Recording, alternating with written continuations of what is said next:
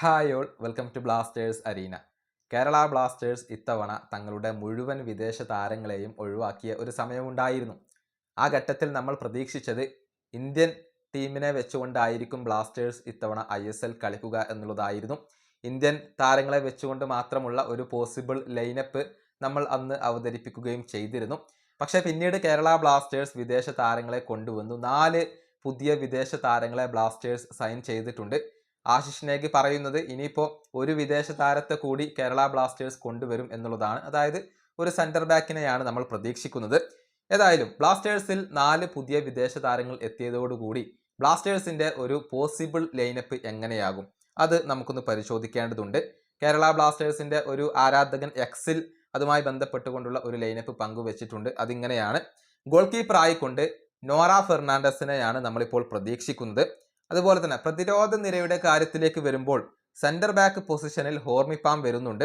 അതുപോലെ തന്നെ മറ്റൊരു സെന്റർ ബാക്ക് ആയിക്കൊണ്ട് ബികാഷ് ഷിംനം വരുന്നുണ്ട്. ഒരു വിദേശ സെന്റർ ബാക്കിനെ നമ്മൾ പ്രതീക്ഷിക്കുന്നുണ്ട്. അങ്ങനെയാണ് എന്നുണ്ടെങ്കിൽ ഹോർമിക്ക് പകരം ആ വിദേശ സെന്റർ ബാക്ക് അവിടെ ഉണ്ടാകും. പകരം ബികാഷും അതുപോലെ തന്നെ ആ ഒരു വിദേശ സെന്റർ ബാക്കും കൂടിക്കൊണ്ടായിരിക്കും കളിക്കുക. ഇനി റൈറ്റ് ബാക്ക് ആയിക്കൊണ്ട് അമയ് റണവാഡെ, അതുപോലെ തന്നെ ലെഫ്റ്റ് ബാക്ക് ആയിക്കൊണ്ട് നവോച്ച സിംഗിനെയാണ് നമ്മൾ പ്രതീക്ഷിക്കുന്നത്. ഇനി മധ്യനിരയുടെ കാര്യത്തിലേക്ക് വരുമ്പോൾ ഡിഫൻസീവ് മിഡ്ഫീൽഡർ ആയിക്കൊണ്ട് വിപിൻ മോഹനൻ അവിടെയുണ്ട്. അദ്ദേഹത്തിന്റെ ബാക്കപ്പ് ആയിക്കൊണ്ട് റൗളിൻ ബോർജസിനെ നമുക്ക് ഉപയോഗപ്പെടുത്താം. അതുപോലെ തന്നെ ഡിഫൻസീവ് മിഡ്ഫീൽഡർ പൊസിഷനിൽ വിദേശ താരമായ മറ്റിയാസ് ഹെർണാണ്ടസ് അവിടെയുണ്ട്. സ്പാനിഷ് താരമാണ്. ഇനി അദ്ദേഹത്തിന്റെ ബാക്കപ്പ് ആയിക്കൊണ്ട് വേണമെങ്കിൽ ഡാനിഷ് ഫറൂഖിനെ നമുക്ക് ഉപയോഗപ്പെടുത്താൻ സാധിക്കും എന്നുള്ളതാണ്. അങ്ങനെയാണ് മധ്യനിര വരുന്നത്. അതുപോലെ തന്നെ അറ്റാക്കിംഗ് മിഡ്ഫീൽഡർ ആയിക്കൊണ്ട് മർലോൺ റൂസിനെ നമുക്ക് അവിടെ ഉപയോഗപ്പെടുത്താം. ജർമ്മൻ താരമാണ്, പുതിയ താരമാണ്. ഇനി മുന്നേറ്റ നിരയുടെ കാര്യത്തിലേക്ക് വരുമ്പോൾ വലത് വിങ്ങിൽ കോറു സിംഗിനെയാണ് നമ്മൾ പ്രതീക്ഷിക്കുന്നത്. വേണമെങ്കിൽ നിഹാൽ സുധീഷിനെ അവിടെ ഉപയോഗപ്പെടുത്താം.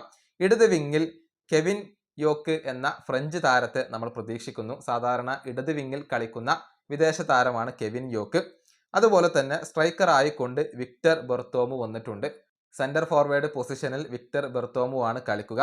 ഇനിയിപ്പോൾ അവിടെ ഉപയോഗപ്പെടുത്താൻ സാധിക്കുന്ന മറ്റു ഇന്ത്യൻ താരങ്ങളുമുണ്ട്. ശ്രീകുട്ടനുണ്ട്, അജ്സലുണ്ട്. അങ്ങനെ ഒരുപാട് ഓപ്ഷനുകൾ നമുക്ക് അവിടെ ലഭ്യമാണ്.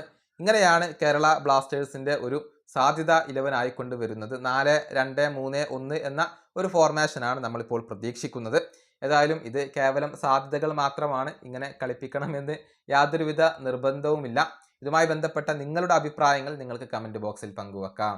ഈ വീഡിയോ അവസാനിപ്പിക്കുന്നു. അടുത്തൊരു വീഡിയോ വീണ്ടും കാണാം.